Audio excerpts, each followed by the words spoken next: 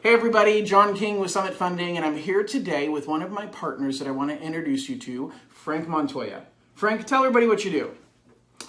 Hi, my name is Frank Montoya, and I provide life and disability insurance for new home buyers, multiple home buyers, and really focus on protecting income and staying on budget and planning for the future. Love it. So I want to take a couple minutes today and talk a little bit about some of the questions people may have about life insurance and disability insurance. And so that's why I brought my expert in. If you guys have questions about any of this, I strongly recommend you pick up the phone and call Frank. He's amazing at what he does. He really does a good job in answering questions. And so I've got a couple of questions for you today, Frank, if you don't mind. That sounds great. Perfect. So, life insurance is somewhat self-explanatory. Obviously, if something happens to you and you die, then the life insurance is needed because that pays for your funeral cost. It pays for your family to continue doing things. But a lot of people say, I don't need life insurance. I have it through my employer. What would you say when somebody tells you that? Well, that is the case with most Americans today. Is their life insurance is only through their employers, and the unfortunate situation that creates is 9 times out of 10 we are not currently working when we pass. That's a good point. So when you're planning for the future, it's kind of tough to plan for a permanent situation with a temporary solution. I think about, those are really good points. I think about when people get life insurance, it has a lot to do with your health condition and your age.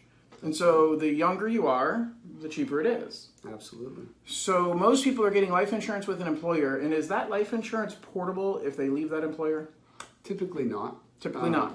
Okay. So typically, if you leave an employer, if you've left an employer in the past, you probably got a letter saying that you can requalify for this life insurance, and that would mean medical underwriting and health qualifications.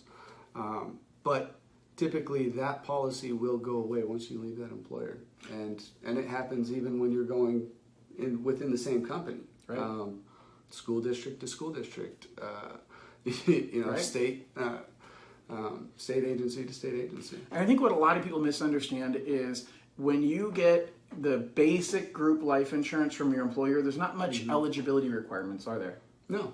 But when you leave that employer and now you need to go get it in the private market, it can get way more expensive if you already have health conditions or the older that you are. And so I think that's the reason why you need to meet with Frank early to talk about different options for life insurance, even if you have coverage through your employer.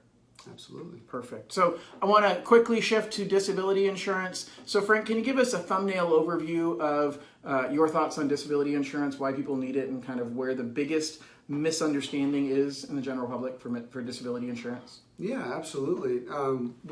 When you're looking at disability insurance, I look at it like this, as far as, for instance, when you're meeting with your mortgage consultant and you're making the largest purchase of your life. Yep. Typically you revere that as your biggest asset.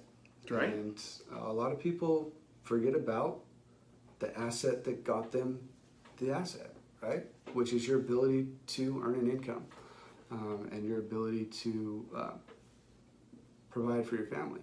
So that's really the thing that people forget about when they look at disability insurance, is that it's a lot more expensive to be disabled than it is to die, frankly.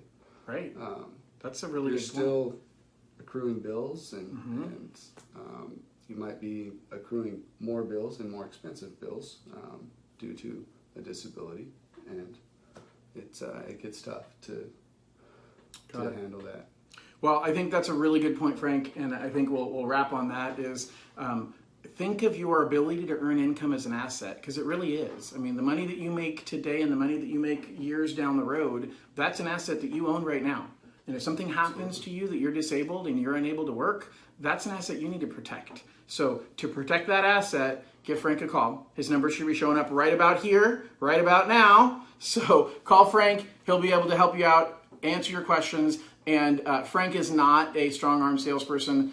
He's going to help guide you the same way that I do. And if you've got good coverage and good protection right now, you keep what you got. Absolutely. But if there's an opportunity to help you out and make it better, Frank's going to make that happen. So thank you for your time today. Have an absolutely amazing day, and we'll talk to y'all soon.